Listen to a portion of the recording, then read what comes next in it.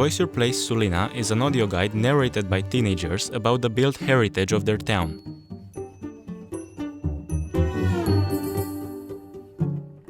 Thank you for visiting the city and listening to our audio guide. Welcome to the Palace of the European Commission of the Danube.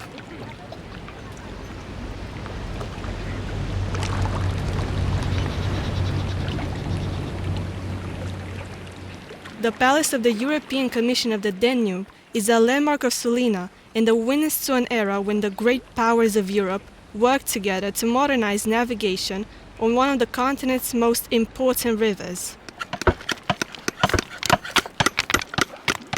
Built between 1860 and 1868, the palace served as the headquarters of the Commission, an international body established by the Treaty of Paris in 1856. The purpose of the Commission was to ensure the navigability of Sulina branch, as well as managing river traffic in an efficient and neutral way.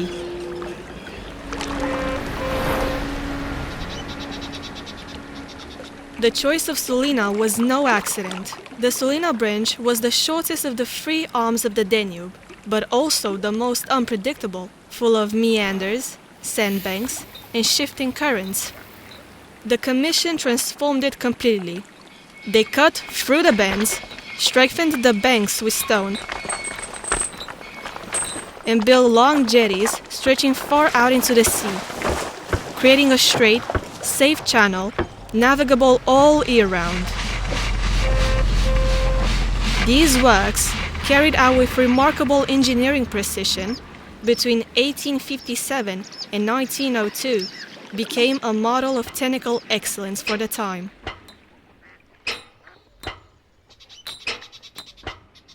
The Commission's activities in Sulina were impressive in both scale and efficiency, from drainage and embankment works to canal modernization, lighthouse maintenance, and the construction of public institutions, hospitals, workshops, housing for officials, and of course the palace itself. The Commission reshaped Sulina from a marshland settlement into a functional cosmopolitan port city. It not only managed navigation, but effectively built a town, a model of multicultural governance and administrative efficiency. In this spirit, Sulina adopted a very British innovation. Streets were given numbers rather than names.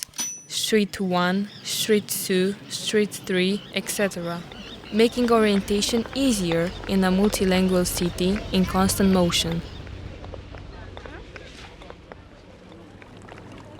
The Commission support network was vast.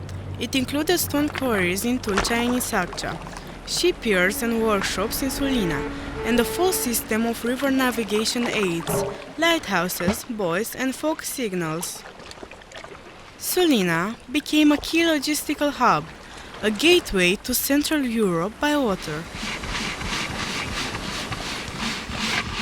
In the interwar period, the town had 8 consulates, 2 hospitals, a casino, hotels, a printing press, and modern networks of water, electricity, and telephony. Sulina was well connected and was seen as a symbol of progress.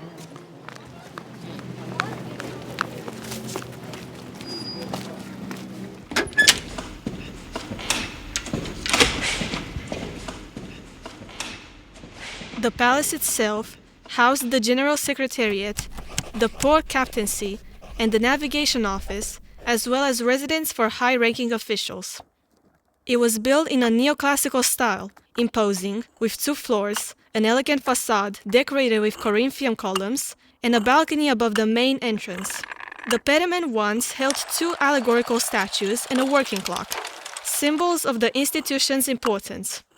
Its massive structure, with thick brick walls, a tall stone plinth, and a foundation of oak, and imported pitch pine from India, reflected the engineering ingenuity of the time.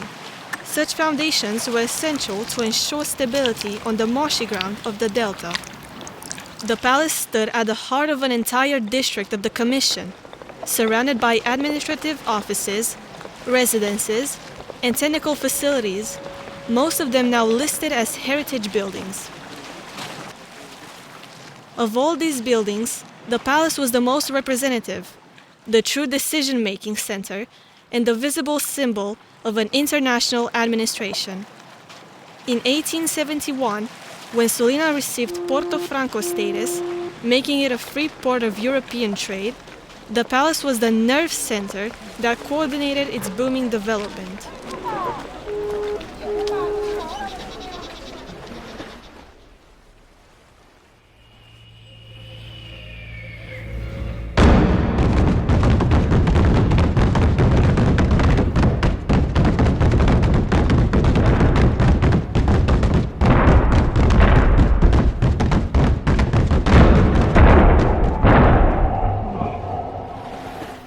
History, however, left its marks.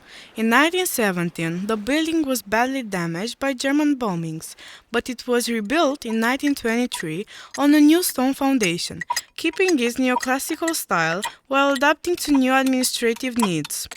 During the Second World War, it was struck again, this time by a Soviet raid that set it on fire.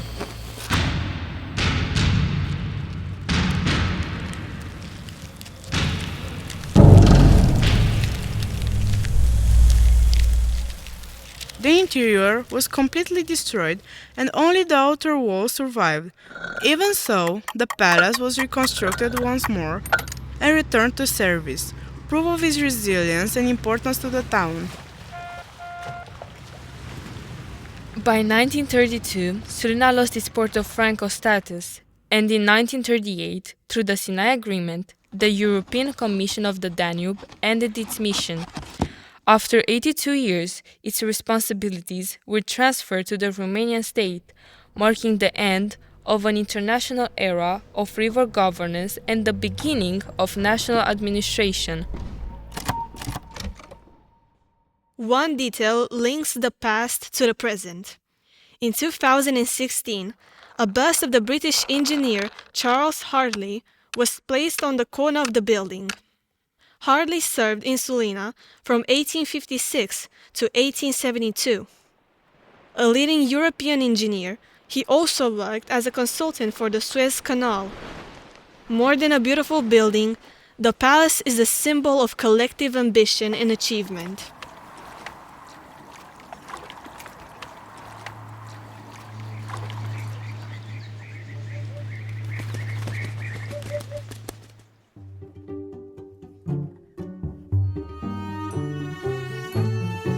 This text was narrated by Briana Zavațchi, Xenia Cojocaru, and by Isabela, Saru.